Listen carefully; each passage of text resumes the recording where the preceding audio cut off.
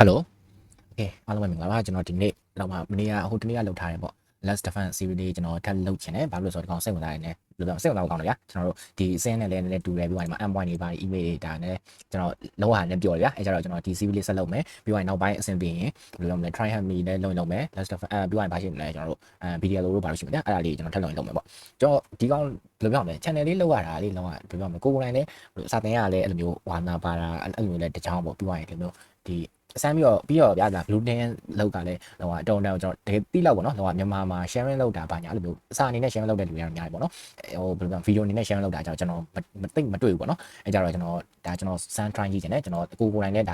တက်ကြွမိတာအရာဆိုတော့တော့ကျွန်တော်လုပ်ကြည့်ချင်တာပေါ့နော်အဲကြတော့ကျွန်တော်အားလုံးဖုတ်တာလေးနည်းနည်းလေးတော့ထပ်ပြောချင်တယ်ဗျာဒါကျေးဇူးတင်တဲ့ appreciation နဲ့လောက်တာပေါ့နော်ဟုတ်ကျွန်တော်ဒါ video တင်တာအခုနဲ့ဆိုရင်1 2 3 4 5 6 10ပုတ်လောက်ရှိကြအဲ10ပုတ်ရှိရတယ်မှာ viewer လည်းရှိတယ်ကျွန်တော် comment တွေလည်းရှိတယ်ဒီ like တွေ comment တွေဒါတွေအကုန်လုံးကကျွန်တော်တကယ်နောက်နေ့အတွက်လုပ်ဖို့ဒါအားတစ်ခုပဲဗျာကျွန်တော်ဒီအပိုင်းအဲ့လိုမျိုးတချို့ຢာလေးမအားဘူးအဲ့လိုမျိုးပေါ့တရားလုံးစရာလေးများနေပါညာဆိုမဲ့ဒီလိုမျိုး like လေးတွေအဲ့လိုမျိုး comment လေးတွေနဲ့အများနဲ့ support ပေးတယ်အဲ့လိုမျိုးလုပ်ပေးတဲ့လူတွေအဲ့လိုမျိုးတဦးတယောက်ချင်းစီတိုင်းကျွန်တော်ကျေးဇူးတင်ပါတယ်လို့ပြီးရင်ဒီ subscribe လုပ်သွားတဲ့လူတွေရောဒါအကုန်လုံးကျေးဇူးတင်တယ်ပေါ့နော်ဒါ appreciation လုပ်တာပါတကယ်ခင်ဗျားတို့မရှိဘဲနဲ့ကျွန်တော်ဒါဒီຢာကိုလည်းဆက်လုပ်ဖြစ်မယ်လို့ကျွန်တော်မထင်ဘူးပေါ့နော်ဟိုအဲ့ကြတော့ဒါကိုယ်ကိုယ်တိုင်လည်းဝါနာပါတယ်ကို support ပေးတဲ့လူတွေလည်းရှိတော့ဒါကျွန်တော်ဝမ်းသာပါတယ်ဒါအခုဆိုရင်လည်းကျွန်တော် subscriber အဲ့လောက်အများကြီးတော့မရှိသေးပါဘူးကျွန်တော်40လည်းရှိသေးတာပေါ့နော်ဒါပေမဲ့ကျွန်တော်လောက်ရပြောတယ်ကျွန်တော်ပြောတော့ကျွန်တော်ဆက်လုပ်တယ်ဒါပါပဲပေါ့နော်အဲ့ကြတော့ကျွန်တော်အားလုံးဖုတ်တာနေနာပြီးတော့ election နဲ့ပဲဆက်သွားပါအဲ့တော့ကျွန်တော်ဒီနေ့စဉ်းစားထားတာကျွန်တော်လုံးနေတဲ့အရာတွေကဗျာပုံမှန်ဘယ်လိုပြောရမလဲဒီအပိုင်းကျွန်တော်လုပ်ပေးမဲ့အရာတွေကကျွန်တော်ပုံမှန် SOC analyst တယောက်အနေနဲ့ daily ဖြည့်ရှင်းရနိုင်တဲ့အလက်လေးကျွန်တော်လုပ်ပေးနေတယ်ဗျာဘာလို့လဲဆိုတော့တကယ်နဲ့လုပ်ငန်းဝင်ရောက်နေပြီလားအဲ့လိုမျိုးညီကိုတွေရှိနေမှာဗျာတချို့တွေဆိုအဲ့လိုမျိုး experience မပါဘဲနဲ့အဲ့လိုမျိုးပေါ့ဒီရောက်သွားတဲ့လူတွေဗျာအစိမ့်တက်တက်အဲ့လိုမျိုးဖြစ်နေတဲ့လူလည်းရှိတော့တယ်ဟိုဥမာ try ရမလို့ဘာလို့ကနေသူတို့ကြည့်တယ်သူတို့လေ့လာတယ်ဒါပေမဲ့အဲ့လိုမျိုးပေါ့ဒီတကယ်တမ်းအလက်နဲ့တကယ်တမ်းတွေ့ပြီဆိုဘယ်စားကိုင်လို့ခံရမှာမသိအဲ့လိုမျိုးဖြစ်မဲ့လူတွေအတွက်ကျွန်တော်ပို့ရည်ရွယ်တယ်ပေါ့နော်အဲ့ကြတော့ကျွန်တော်ဒါဒီ series လေးမှာကျွန်တော် common ဖြစ်လေဖြစ်တာရှိတဲ့အလက်တွေကိုကျွန်တော်ဘယ်လိုရှင်းရမလဲဆိုတဲ့ကိစ္စကိုကျွန်တော်ပြောပြမယ်ပြီးသွားရင်နောက်ပိုင်းဒီအဲ့လိုမျိုးအလက်မျိုးတွေကုန်သွားပြီဆိုရင်ကျွန်တော်ဒီ advanced ဘိုင်းတွေဆက်အောင်ပေါ့ဥမာဒီ CV ဘိုင်းပါညာဆိုရင်ဒါ handle နေပါလိုက်ဗျာအဲ့ကြတော့အဲ့ဒါလေးကကျွန်တော်နောက်ပိုင်းလုပ်ပြီးမှာပေါ့โอเคကျွန်တော်ဒီနေ့ဘာလုပ်မလဲစိတ်ကူးလဲဆိုတော့ဒီကောင်လေးစိတ်ကူးလဲကျွန်တော်ဒါအဲ့ကြတော့ကျွန်တော်ဒီအလက်လေးကို brother တို့နဲ့အတူတူကျွန်တော်အခု screen share နဲ့တခါတည်းရှင်းပြမယ်ပေါ့နော်ဟိုအဲ့ကြတော့ကျွန်တော်ပြောချင်တာကကျွန်တော်ဒီလိုမျိုးပြောနေတာ bro နားထောင်ရင် bro အဲ့လိုပေါ့အနေနဲ့အများနဲ့မှတ်မိလိမ့်မယ်ဒါပေမဲ့ဖြစ်နိုင်ရင်တော့ကျွန်တော်ပြောတာကိုအဲ့လိုမျိုးနားထောင်ပြီးွားရင်ဒီလိုမျိုး bro ကိုယ်တိုင်လည်းဒီ last define တို့ဘာတွေမှာဝင်ပြီးတော့စမ်းကြည့်လုပ်ကြည့်အဲ့လိုမျိုးကြာရင်ဒါကိုယ်တိုင်ဘယ်လိုပြောရမလဲလုံးဝဗျာဒီအလက်နောက်ပိုင်းပါညာလာပြီဆိုရင်ဘရိုဒါလောက်တက်သွားလိမ့်မယ်ရှင်းတက်သွားလိမ့်မယ်ဗျာအဲကြတော့ဒါကျွန်တော်ပြောချင်တာကျွန်တော်ပြောတာတစ်ခါတော့အရင်နားထောင်ပြီးသွားရင်ဘရိုလဲဒီလို like try ကြည့်တကယ်လို့မမှတ်မိဘူးပါညာဆိုရင်တခုခုကျွန်တော်အဲ့လိုမျိုးပေါ့ဘလိုစဉ်းစားလဲပါညာသိရင်နောက်တစ်ခေါက်ပြန်လာတော့ okay ဒါကျွန်တော်အားလုံးဖုတ်တာလည်းများပြီဆိုတော့ဒီလက်လေးကိုကျွန်တော် online ရှစ်တိတ်ယူလိုက်မယ် okay အဲ့တော့ကျွန်တော်ဒီမှာယူလိုက်တဲ့အခါကျရင်ဒီမှာ investigation channel တွေဝင်သွားမယ်ပြီးသွားရင်ဝင်သွားတဲ့အချိန်မှာကျွန်တော်လုံးနေကြပုံစံအတိုင်းပဲကျွန်တော်ဘုံစာဖြတ်မယ် notepad ဆွဲမယ် notepad ဆွဲတော့ကျွန်တော်ဒီကောင်လေးကိုဖြတ်လိုက်မယ် okay အဲ့တော့ကျွန်တော်တို့ဒီမှာအလက်မှာဒီကျွန်တော် useful ဖြစ်မဲ့သုံးရမယ့် information တွေဆွဲထုတ်မယ်အဲ့ဆွဲထုတ်တဲ့အချိန်မှာကျွန်တော်တို့ fight w ဆိုတာရှိတယ်အဲ့လိုမျိုး what ရယ်ပြီးသွားရင် who ရယ်ပြီးအဲ့လိုမျိုးပေါ့ one ရယ်ပြီး where ရယ်အဲ့လိုမျိုးဗျာအဲ့လေးရှိရဗျာကျွန်တော်ပြောချင်တာအဲ့ကြောင့်ကျွန်တော်တို့ဒီမှာ one ဆိုတဲ့ဟာကိုကျွန်တော်ဒီမှာအရင်ယူလိုက်မယ်ပြီးရင်ဒါ wish ပေါ့ဒီကောင်ကတော့ကျွန်တော်ထင် wish ပါမလားတိတော့ဗျာတော့ထားလိုက်ပါတော့အဲ့ကြတော့ကျွန်တော်လိုတဲ့ information တွေဆွဲထုတ်တယ်ဗျာ host name မှာဟောနေအဲ့ထောင်နေဆွဲထုတ်မယ်ပြီးသွားရင်ကျွန်တော်ဒီ IP address ကိုဆွဲထုတ်မယ် okay ဒါလည်းလိုတဲ့ information တွေဗျာဘာလို့လဲဆိုတော့ကျွန်တော်ဒီကောင်တွေတုံးပြီးတော့ကျွန်တော်တို့ကစင်းထဲမှာပိုက်ပေါ်ပြန်ထောက်အောင်မယ်အဲ့လိုမျိုးဒီကောင်တွေကိုတုံးပြီးတော့ကျွန်တော်တို့ကပြန်ပြီးတော့ဟိုလိုမျိုးပေါ့ဒီစင်းထဲမှာကျွန်တော်ရှာမယ်ဒီ set မှာဒီလိုမျိုးဥမာကျွန်တော်ဒီ IP address ဒီ set အဲ့ set မှာကျွန်တော်တို့ဒီလိုမျိုးဘယ်လိုပြောရမလဲတက်သွားဒီဟိုဟာတွေပေါ့ဒီ set မှာ define တကယ်တမ်း evidence ကြံသွားလားပြီးတော့တခြားဘယ် set တွေမှာလည်းဒီလိုမျိုး effect ဖြစ်နေလဲပါညာဒီ timeline အတွင်းမှာဘာဘယ်လိုမျိုးပြောမလဲ event တွေဘယ်လိုမျိုးဟိုဟာတွေဖြစ်သွားလဲဘယ်လိုပြော malicious activity တွေဖြစ်သွားလဲပါညာကြတော့ကျွန်တော်ဒီ information တွေကိုတုံးပြီးတော့ပဲဆွဲထုတ်ရမှာဆိုတော့အဲ့ကြောင့်ကျွန်တော်လိုတဲ့ information လေးအကုန်ဆွဲထုတ်မယ်ပြီးသွားရင်ဒီလိုမျိုး download location တွေဘာတွေအဲ့ဒါတွေလည်းလိုတယ်အဲ့ကြောင့်ကျွန်တော်ဒါတွေဆွဲထုတ်မယ် okay ကောင်းရှိမယ်ပြီး file hash ကလိုတယ်ဘာလို့လဲဆိုတော့ကျွန်တော်တို့ end မှာဒီ file hash တွေကိုတွက်ဆက်ရမယ်ဒီ file ရဲ့ history တွေဒီလိုမျိုး define ရဲ့ relation တွေဒါတွေအကုန်လုံးဆက်ရမှာမလို့ကျွန်တော် file hash ကလိုတယ်ပြီးသွားရင်ကျွန်တော်တို့ဒီမှာ AV EDR action ကကြတော့ detected ဖြစ်သွားတယ် detected ဖြစ်သွားတယ်ဆိုတော့အဲ့လိုမျိုးပေါ့တကယ်ဆို quarantine လို့ဘာလို့လဲရှိမှာဆိုတော့ detected ပဲဖြစ်သွားတယ်ဆိုတော့သဘောမျိုးဖြစ်နေရပါတော့အဲ့ကြတော့ okay ကျွန်တော်တို့ဒီမှာလိုတဲ့ information လေးကျွန်တော်အကုန်ဆွဲထုတ်ပြီးသွားပြီအဲ့တော့ကျွန်တော်ဘယ်ကနေစဆက်မလဲဆိုတော့ကျွန်တော် threat intelligence ကနေပြီးတော့ဒီ hash ကိုတွက်ဆက်မယ်ပေါ့ okay တော့နေတော့မယ်ပြီးရင်ကျွန်တော်ဒီမှာ data type မှာ hash ချဲတယ် search ပိုင်း data okay ကျွန်တော် search လုပ်ကြည့်မယ်ဒီမှာမပြဘူးရတဲ့ကိစ္စမရှိဘူးကျွန်တော်တို့ဘာဒီမှာတွက်ဆက်မယ်လို့ဘာလို့ဒီမှာတွက်ဆက်မယ် okay ပြီးတော့ကျွန်တော်ဒီမှာ file ရှိတယ်ဒီမှာကျ choose file မှာကျွန်တော် file ထည့်ပေးရတာကျွန်တော်ဟိုနေ့ပြောဘူးလေပြီးဒီမှာဆိုရင် URL ထည့်ပြီးတော့ဆက်လို့ရတယ်ဒီမှာဆိုရင် search မှာထည့်ပြီးတော့ကျွန်တော်ဆက်လို့ရတယ်အဲကြတော့ search မှာကျွန်တော်ကောက်ထည့်လိုက်ပြီ okay ကျွန်တော်ဒီမှာကျွန်တော်ခုနကကျွန်တော်အလက်ကိစ္စကိုကျွန်တော်တေချာမရှင်းပြရလိမ့်မယ်เนาะကျွန်တော်ဒီမှာအလက်မှာတကယ်တမ်းခုနဒီအလက်ကဘာလက်လဲဆိုတော့ suspicious PowerShell execute အဲ့ကြောင့်ကျွန်တော်ဘာဖြစ်လဲဆိုတော့ဒီ PowerShell script ကိုသူက execute လုပ်သွားဗျာအဲ့လိုမျိုးပေါ့ဒီလိုမျိုးဟာမျိုးတွေကဒါအဆိုစီမှာကြုံရလေးရှိရဗျအဲ့လိုမျိုးတစ်ခါလေရရင်အဲ့လိုမျိုး Redden ကစမ်းတာတော့၎င်းအဲ့လိုမျိုးပေါ့ Redden ကစမ်းတာတော့ပို့ဖြစ်ဟုတ်တာပေါ့ပို့ဖြစ်လိမ့်ဖြစ်တာရှိရပေါ့တစ်ခါလေရရင်လည်းအဲ့လိုမျိုးပြီးဘာရှိလဲဆိုတော့ crash software down လိုက်တဲ့အချိန်မှာအဲ့လိုမျိုးဒါတွေပါလာမျိုးလည်းဖြစ်တတ်တယ်ဗျာအဲ့ကြတော့အဲ့လိုမျိုးပါလာရင် EDI ဒီတက်တန်းဖြစ်သွားလို့ဒီမျိုး alert တက်တာဒါမျိုးတွေက common နေဗျာအဲ့လိုမျိုးဖြစ်တတ်တဲ့အရာတွေမို့လို့ဒါကျွန်တော်ဒီလက်ကိုရှင်းပြတာဒါမျိုးတွေကဘရိုတို့ဒီ SOC ဘိုင်းအဲ့လိုမျိုးပေါ့စပြီးတော့ beginner အနေနဲ့စမြင်ပြီးစတွေ့ပြီးဆိုရင်ဒါမျိုးတွေအရင်ရှင်းရမှာဗျာဒါမျိုးတွေလာမယ်ပြီးရင် RTP proof force တို့ပြီးရင် risky sign in တို့အဲ့လိုမျိုးဒီအဲ့ရလာမှာဗျာအဲ့ကြတော့ဒါရှိရလို့ဆိုပုံမူတည်ပြီးတော့ bro တက်တဲ့အလက်တွေကမတူကွဲနိုင်တယ်ဗျာဒါပေမဲ့ဒါမျိုးတွေကတော့ပုံမှန်လာလေးရှိရပေါ့ okay အဲ့တော့ထားပါတော့ကျွန်တော်ဒါကတော့အလက်ကိုကျွန်တော် overview ရှင်းပြတာပြီးသွားရင်ကျွန်တော်ဒီမှာ D file อ่ะဒါအခုတွေ့လောက်ကတော့ဒီ PowerShell file ဒီမှာသူဒီထဲမှာပါမယ်ဒါ PowerShell file ပြီးသွားရင်သူ file size တွေပါတယ်ဒီမှာသူ့ရဲ့နာမည်တွေပါတယ် okay ပြီးသွားရင်မှာသူ framework တွေမှာဘယ်လိုပြောမလဲဘယ် API တွေခေါ်သွားလဲဘာညာဒါတွေပါတယ်အဲ့ကြတော့ကျွန်တော်ဒီမှာ relation ကိုဆက်သွားကြည့်မယ် relation မှာဆိုရင်သူဒီမှာဒီ domain တွေကိုသွားချိန်တယ် okay ဒီ domain ကိုချိန်တယ်ပြီးသွားရင်ဒီ domain ကိုချိန်တယ်ဒီ domain ကိုချိန်တယ်ဒီကောင်လေးဆိုရင်ကျွန်တော်တို့ဒီမှာ Malaysia ဖြစ်နေဗျာအဲ့လိုမျိုးအဲ့ကြောင့်ကျွန်တော်ဒါကြည့်လို့ရမယ်ပြီးသွားရင်ဒါ C2IP ဖြစ်နိုင်တယ် okay ကျွန်တော်ဒါကြည့်လို့ရတယ်ပြီးသွားရင် behavior ဆိုရင်ဒီမှာသူတို့လောက်ရတဲ့ metadata tag တွေပါတယ်အဲ့လိုမျိုးဒါကြည့်လို့ရမယ်ပြီးသွားရင်ကျွန်တော်ဒီမှာ community မှာ okay ဒီမှာဆိုရင်လည်းဒီမှာသူတို့တွေ့ရတဲ့အတိုင်းပဲဒီမှာဒီသူတို့ဒီဟာတွေပေါ့ပြောရရင်သူတို့ရဲ့ summary ဒီဟာကို analysis လုပ်ထားတဲ့ဟာတွေသူတို့ဒီမှာ comment တွေမှာလာရေးသွားတယ် okay အဲ့ကြတော့ဒီလက်နေနေရဒါရှိမယ်အဲ့ကြတော့သိကြတယ်ဒီ file က Malaysia ဖြစ်နေပြီဆိုတော့ကျွန်တော်ဒီအောက်မှာရေးလိုက်မယ် is MALICINOUS yes အဲ့ကြတော့ဒါကြီးကဟိုလား true positive လား false positive လားဆိုတော့ကျွန်တော်သိကြပါပြီဒါ true positive okay အဲ့ကြတော့ကျွန်တော် log တယ်လောက်မှတ်ထားမယ်လောက်မှတ်ထားပြီးရင်ကျွန်တော်ဒီ payload.ps1 ကိုကျွန်တော်ဆက်သွားရှာမယ်တော့ထဲမှာ okay အဲ့တော့ကျွန်တော် basic မှာလည်းဆက်ကြည့်လိုက်မယ်ဘာရှိနေလို့နော် okay payload.ps1 f file run သွားတယ်တဲ့အချိန်မှာသူအလောင်းဖြစ်သွားတယ်ပြီးရင်ဒီ file ကိုကျွန်တော်ဒီမှာကြည့်လောက်နော်ဒီမှာကြည့်ဒီ chrome.exe ကနေပြီးတော့ဒီ file ဟိုကဖြစ်သွားတယ်ဒါ download ဆွဲသွားပဲမသိကြရဒီမှာကျွန်တော်ဒီမှာ file storage server ကိုသူအဲ့လိုမျိုးလှမ်းပြီးတော့ download ဆွဲသွားတယ်သူ AWS မှာသူ server long host လုပ်ပြီးတော့သူအဲ့ဒီ file ကိုကန်ထားတယ်အဲ့ကနေပြီးတော့ကျွန်တော် chrome ကနေပြီးတော့ download ဆွဲလိုက်တယ်အဲ့ကြောင့်ဒီကတစ်ခုပြီးရင်နောက်တစ်ခုကျွန်တော်တစ်ချက်ကြည့်လိုက်မယ်နောက်တစ်ခါကျွန်တော်တစ်ချက်ကြည့်တော့ဒီမှာ image file PowerShell ဒီအဲ့ကြောင့်ဒီမှာ command line လာပြီဗျာ command line ဒီမှာဆိုရင် PowerShell.exe ပါညာအဲ့လိုပေါ့ဒီအဲ့ကြတော့ဒါကြတော့ဒီမှာ policy bypass လောက်ပါဗျာကျွန်တော် PowerShell မှာဆိုရင်ကျွန်တော် default အနေနဲ့စပြီးတော့ဟိုဖြစ်တယ်ဆိုရင်သူအဲ့လိုမျိုး script execution ကိုသူက policy ကဘယ်လိုပြောမလဲ default အနေနဲ့ကြောက်သူက pay မလုပ်ဗျာ pay မလုပ်တဲ့အချိန်မှာကျွန်တော်အဲ့လို bypass အရင်လုပ်ရတယ်အဲ့လိုမျိုးလုပ်ပြီးတော့မှသူက PowerShell ကိုပြန် run ရတယ်အဲ့ကြောင့်ဒီကတစ်ခုလုံးကသူကဘယ်လိုပြောမလဲ one liner အနေနဲ့ run သွားတဲ့ပုံစံမျိုးဗျာအဲ့ကြောင့်ဒီကောင် run သွားတယ်ပေါ့ကျွန်တော်ပြောချင်တာ okay အဲ့ကြောင့်ဒီမှာဒီ event က download ဆွဲတယ်ဒီ event ကကြတော့ run သွားတယ် okay အဲ့ကြောင့်ကျွန်တော် load တဲ့နှစ်ခုအနေနဲ့ကတော့ကျွန်တော်တို့ဒါ event တွေကတော့မြင်နေရပြီပေါ့နော်အဲ့တော့ကျွန်တော်တို့အနေနဲ့ကဒီလောက်မြင်ရပြီနောက်မြင်ရပြီဆိုတော့ကျွန်တော်ဒီနေရာနဲ့ချက်ပြီးသွားပြီဆိုတော့ကျွန်တော် done လို့လုပ်လိုက်မယ်ပြီးရင် file ဒီကောင်ချက်ပြီးသွားပြီဟောလိုက် done okay ပြီးသွားရင်ကျွန်တော် Tony set ကိုကျွန်တော်တစ်ချက်ကြည့်ဖို့လိုမယ်ထင်တယ်အဲကျွန်တော် Tony set ကိုကျွန်တော်ချက်သွားကြည့်မယ် M1 ရဲ့မှာ okay Tony ဆရာကြီး Tony ဘာလုပ်မလဲ okay ကျွန်တော်ဒီမှာချက်ကြည့်မယ်နော်ချက်ကြည့်တော့ကျွန်တော်ဒီမှာဒါရီအသေးသေးနေရရင်တော့ကောင်းပါသူလည်းတက်နိုင်တော့အစင်းပုံစံနဲ့တော်တော်တူအောင်တော့လုပ်ပေးထားပါလေတော့အစင်းတွေရောဘာတွေအဲ့လိုမျိုးပေါ့ဒီ M1 တွေအကုန်မြင်ရတဲ့ပုံစံတော့လုပ်ပေးထားပါဒါပေမဲ့လည်းသိရတဲ့အတိုင်းပဲ limitation ရှိနေတော့လေတော့ကျွန်တော်ကအဲ့အတိုင်းပေါ့အဓိကပြောချင်တာကဒီလိုမျိုး UI တွေဘာတွေအရင်မကြည့်ဘူးတီးဖို့ကအဓိကဒီကျွန်တော် SOC အနေနဲ့တီးပေါ့ဗျာဘယ်မှာရှာမလဲဆိုတဲ့ကိစ္စဗျာအဲ့လိုအဲ့လိုမျိုးဘယ်မှာရှာလို့ရနိုင်မလဲဆိုတဲ့ကိစ္စအဲ့ mindset လောက်တီးသွားရင်ဘာညာဆိုရင်ဘရိုအလုပ်ကောင်းကောင်းလုပ်လို့ရရအဲ့လိုမျိုးပေါ့ဒီကောင်ဘယ်ဟာဆိုရင်ဘယ်မှာသွားရှာမလဲဘယ်ဟာဆိုရင်ဘာနဲ့ဆက်ဆက်လဲဥပမာအဲ့လိုမျိုး brute force ဘာညာဆိုကျွန်တော် network မှာဆက်သွားရှာမလားပြီးဘယ်မှာ firewall မှာရှာမလားဘာညာအဲ့လိုမျိုးဗျာကျွန်တော်ရှိရဲ့ loss ဆိုကို့မှာဘာ loss ရှိလဲကိုဘယ်နာနေမြင်နိုင်ရမလဲ M1 နေမြင်ရမလားအဲ့လိုမျိုးဘယ်နာနေမြင်ရမလဲရှိမြတ်နေရနေကျွန်တော်အကုန်ဆွဲထုတ်ဗျာအကုန်ရှာပေါ့အဲ့လိုမျိုးဆိုရင်ဘရိုဒါဘယ်ပြောမလဲဒီမျိုးအဲ့လိုမျိုးတဖြည်းဖြည်းနဲ့တိလာပြီကိုကတဖြည်းဖြည်းနဲ့ရင်းချက်လာပြီဘာညာဆိုရင်နောက်ပိုင်း SOC လောက်ကအဆင်ပြေသွားနိုင်မယ်ဗျာတော့ဒီလိုပေါ့ဘယ်လာတာပေါ့အဲ့တော့ okay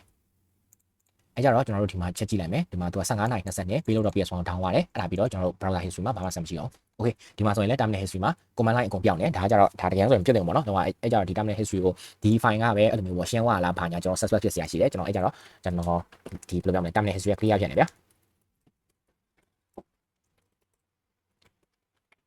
okay အဲ့တော့နောက် connection အဲ့နောက် connection မှာကျွန်တော်တို့ဒါတွေကဒီက IP လေးတွေကိုကျွန်တော်တစ်ချက်ရှာကြည့်တယ်လို့ကျွန်တော်ထင်တယ်အဲ့ကြောင့်ကျွန်တော်တစ်ချက်ရှာကြည့်လိုက်မယ်ပေါ့နော်ဒီ file လေးဒီကောင်လေးကျွန်တော်ရင်ရှာကြည့်မယ် C destination domain okay မရှိဘူးဒီကောင်တစ်ချက်ရှာမယ်အဲ့ဆိုမရှိဘူးဒီကောင်တစ်ချက်ထပ်ရှာမယ်မရှိဘူးပြီးရင်နောက်တစ်ခုထပ်ရှာမယ်ရှိဘူး okay အဲ့ကြောင့်ကျွန်တော်တို့ domain အနေနဲ့မရှိဘူးအဲ့တော့ IP အနေနဲ့ကျွန်တော်တစ်ချက်ကြည့်မယ်ဟုတ်ဝေးအားမဟုတ်လေလို့ IP အနေနဲ့ရှိဘူး IP က clear နေနော်နည်းတော့အတိတ်ပဲမရှိဘူး okay ဒီကောင်တစ်ချက်ကြည့်မယ်မရှိဘူးပြီးရင်နောက်တစ်ခုကကြောက်အဲ့တော့ဆိုတာဒါကြီးက Google ရဲ့ DNS server ဗျာအဲ့ကြောင့်ဒီကောင်ကကြောက်ထားလိုက်တော့ကျွန်တော်ရှာတော့ okay အဲ့တော့ကျွန်တော်ဒါတွေရှိမယ်ကျွန်တော်အဲ့ကြတော့ကျွန်တော်ဘာမှရှာပြီးွားရလဲဆိုတော့ကျွန်တော် host မှာသွားရှာပြီးပေါ့လို့ host မှာကျွန်တော် down လုပ်နှိပ်လိုက် down လုပ်ရေးလိုက်မယ်ပြီးကျွန်တော် IP နဲ့ချက်ရှာကြည့်အောင်မယ်ဒီ IP အတူတူပဲလို့ထားပါပဲ okay ဟုတ်တယ်တူပါတယ် အဲ့ကြောင့်ဒီကောင်ထားလိုက်ပါမယ်ကျွန်တော်ပြီးရင်ကျွန်တော်ဒါလေးရှာပြီးသွားပြီအဲ့ကြောင့် IP နဲ့ရတယ်ဒန်းလို့ကျွန်တော်သဘောထားလိုက်မယ် oh wait sorry okay ကျွန်တော်တော်တော်များများရှာပြီးသွားပြီဒီကောင်ကိုလောလောထဲမှာဆိုရင်တော့ဒီတိုင်းတော့ပေါ်မှာပါဒီကောင်နဲ့အတူလောက်ပဲတော့ကြာမှာပါအဲ့ကြောင့်ကျွန်တော်ဒီကောင်ထပ်မရှာတော့ဘူးပြီးရင်ကျွန်တော်ဘယ်နားမှာဘာထပ်ရှာလို့ရအောင်လဲကျွန်တော်ချက်ကြည့်လိုက်မယ် okay ကျွန်တော် case management ကိုချက်သွားမယ် oh wait ဒီမှာ investigation မှာကျွန်တော်ဒီကောင် create case လုပ်လိုက်မယ်ပြီးရင်ကျွန်တော် play ပုံရမယ်ပေါ့နော်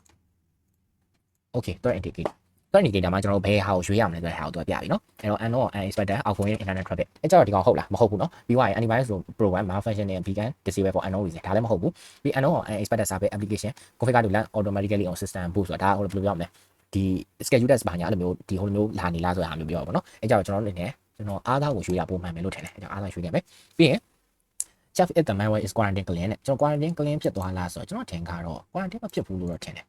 အဲ့လိုဒီတက်ပဲပြနေတော့ဒီကြောင်နဲ့ချက်ကြည့်လိုက်မယ်နော်โอเคအဲ့ဆိုစီလောက်ကအထင်နဲ့လုံးလို့တော့မရဘူးဗျကျွန်တော်ပြောနေနေပေါ့โอเคကျွန်တော် the policy bypass okay အဲ့တော့ဒီကောင်ရှိမယ်နောက်တစ်ခု new.ps1 ကျွန်တော်တော့ဒါ quarantine မဖြစ်နေဘူးလို့တော့ကျွန်တော်ထင်တယ်ပြီး MY security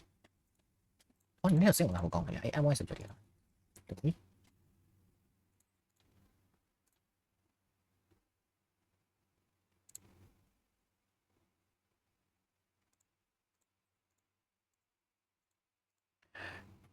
ီကျွန်တော်ထင်တာကတော့လောလောဆယ်ကျွန်တော်ဒါမဖြေခဲ့သေးဘူးလုံးဝတစ်ချက်ကြည့်လိုက်အောင်ပဲဒီကောင်မှချက်ကြည့်မယ်နော် analyze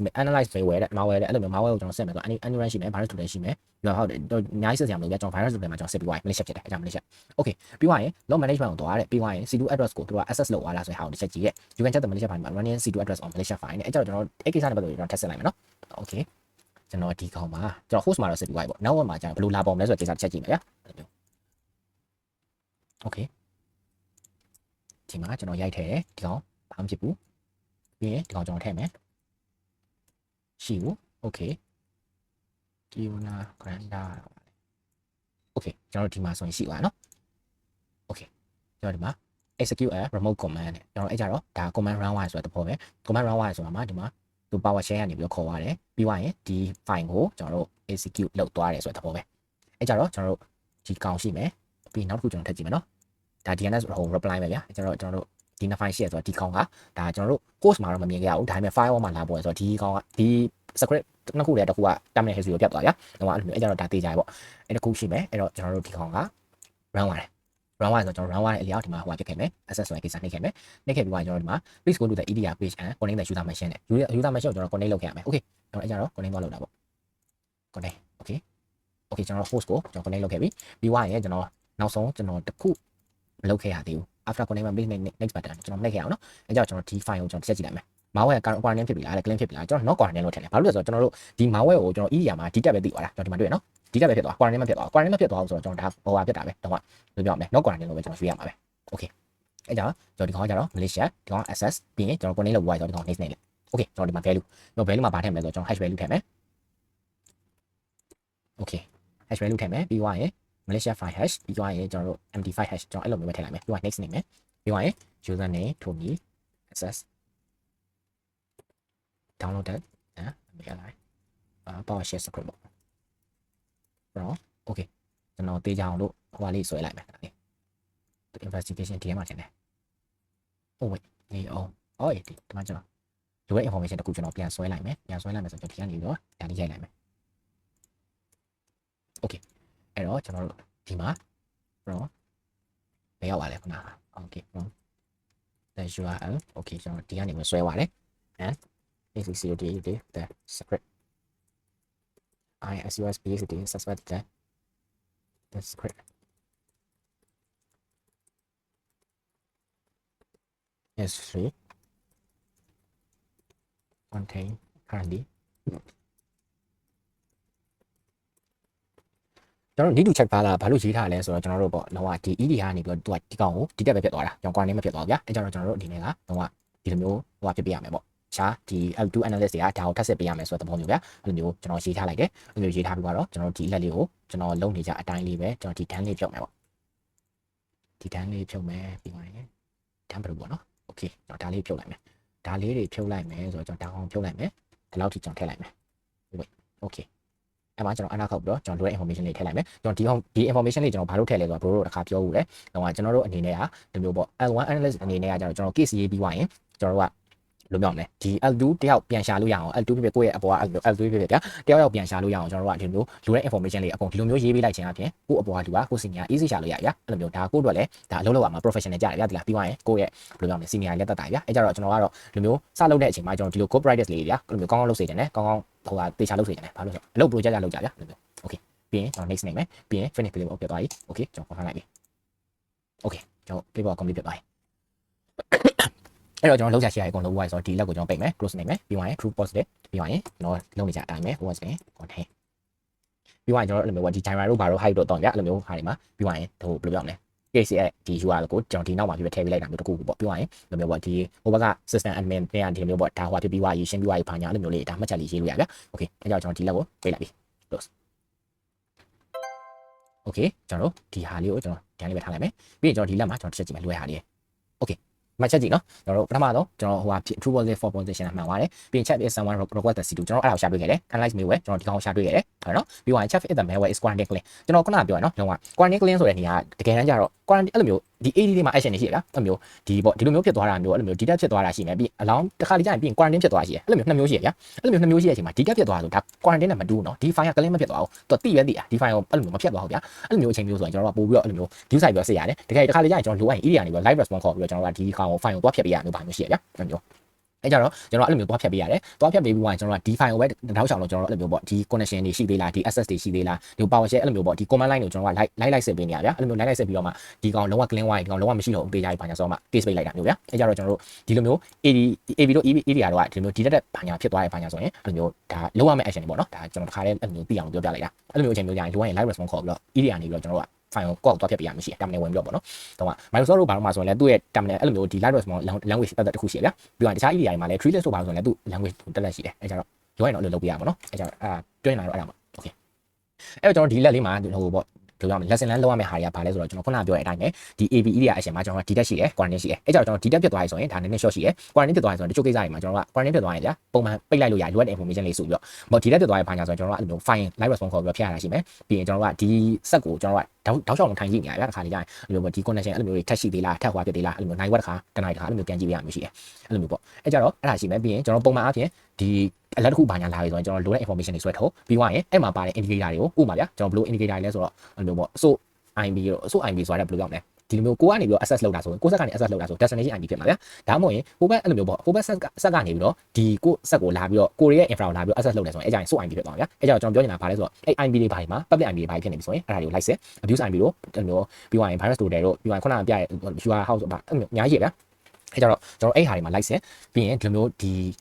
ီအဲ့မှာပါတဲ့ဒီမှာပါတဲ့ဒီ relation မှာပါတဲ့ဒီ C2 ဟွာတွေ IP တွေ address တွေအဲ့ဒါတွေအကုန်လုံးကျွန်တော်တို့ကဒီ log တွေမှာ like ခေါ်ကြည့်လိုက် log တွေမှာ like ခေါ်ကြည့်ပြီးသွားရင်ဒီမှာပါတဲ့ file တွေဒီ file name မျိုးဗျာဒီ file name ပေါ့လို့ file name မျိုးတခြားနေရာတွေက access လုပ်နေလားပြီးသွားရင်အဲ့ IP တွေကိုတခြား set တွေရော access လုပ်နေလားပြီးသွားရင် firewall အရင်ကဘယ်လိုဖြစ်သွားလဲအလောင်းလား deny လားကျွန်တော်အဲ့ဒါတွေအကုန် like စစ်ပေးရဗျာအဲ့လိုမျိုးအကုန် like စစ်ပေးပြီးတော့မှဒီလိုမျိုးအလက်ကိုရှင်းရတယ်ဒီလိုမျိုးအလက်ကိုအဲ့လိုမျိုးဒီတချို့တွေရအဲ့လိုမျိုးပေါ့ဘယ်လိုပြောမလဲတမန်ငါရှန်ကရှင်းလိုက်တာမျိုးဘာမျိုးရှိမှာဗျာဒါပေမဲ့ကျွန်တော်ဖြစ်နိုင်တော့ဒါမျိုးတမန်ငါရှန်ကမရှင်းသေးဘူးဒီလိုမျိုးဒီ analyze လုပ်ပေးပါများများစစ်ပေးပါများများလုပ်ပေးပါအဲ့ဒါဆိုရင်ကိုလည်းအတွေ့အကြုံတက်တယ်အလုပ်ကိုလည်းထိထိရောက်လုပ်ပါကြရပါတော့အဲ့ကြတော့ကျွန်တော်အနေနဲ့ပြောနေတာတော့ဒီလောက်ပဲပြီးရင်ကျွန်တော်ကြော်ညာနေတာကတော့ကျွန်တော်ဒီလကောင်နောက်လာဆန်းထဲမှာကျွန်တော်ဟိုစားပေါ့ဒီ SOC ဟိုနဲ့ပတ်သက်လို့ level 1နဲ့ပတ်သက်လို့ intense class ဖွင့်ဖို့ရှိတယ် level 1နဲ့ပတ်သက်ပြီးတော့ပေါ့နော်ကျွန်တော်သိသမျှကျွန်တော်ဟိုစား knowledge အကုန်လုံးကျွန်တော်ပေးဖို့ ready ပဲကျွန်တော် theory base ကိုဟို lab base ကိုကျွန်တော်အကုန်ပါမယ်ကျွန်တော်ဒီလိုမျိုး practical လေးလည်းပို့လုပ်ပြမယ်ပြီးသွားရင်အဲ့လိုမျိုးပေါ့ဒီ send ဆိုရင်လည်းကျွန်တော် alert နဲ့တေချာပေါ့ဘယ်လိုပြောမလဲဒီ alert ဘယ်လိုဖမ်းမလဲပြီးသွားရင် rule find ကျွန်တော်ဘယ်လိုလုပ်လဲဘာညာအဲ့လိုမျိုး rule အဲ့လိုမျိုးပေါ့ဒီဘယ်လိုပြောမလဲအကုန်လုံးဗျာကျွန်တော်သိသမျှအကုန်လုံးကျွန်တော် share ပေးမယ်ကျွန်တော် share ပေးဖို့ ready ဖြစ်နေပြီအဲ့ကြတော့ကျွန်တော်စိတ်ဝင်စားရဲဆိုရင်ကျွန်တော် Telegram channel လေးကျွန်တော် description မှာရေးပေးထားမယ်အဲ့ဟိုတစ်ချက်လာပြီးတော့ကျွန်တော်ဆက်သွယ်လို့ရတယ်တန်းတန်းကြီးလည်း short ပေးမယ်အကုန်လုပ်ပေးမယ်เนาะ okay အဲ့ကြတော့ပြီးရင်ကျွန်တော်အဲ့တန်းတန်းလေးကဖြစ်နိုင်ရင်ကျွန်တော်ပေါ့ဘယ်လိုပြောမလဲဖြစ်နိုင်ရင်ဆိုတာလည်းဗျာကျွန်တော် Cyber Black ဒီတန်းတန်းအဲ့တန်းတန်းပြီးရင်ကျွန်တော်တို့ Cyber Black ဖြည့်နိုင်ဖို့ကျွန်တော်ဥတည်တယ်အဲ့လိုမျိုး target ထားရပေါ့အဲ့ကြတော့ဘယ်လိုပေါ့စိတ်ဝင်စားရင်ဒါ join ကြပါလာတက်ကြပါအဲ့တော့ကျွန်တော်ဘယ်လိုပြောမလဲအားလုံးကိုကျေးဇူးတင်ပါတယ်ကျွန်တော်နောက်နေ့မှတွေ့ပါမယ်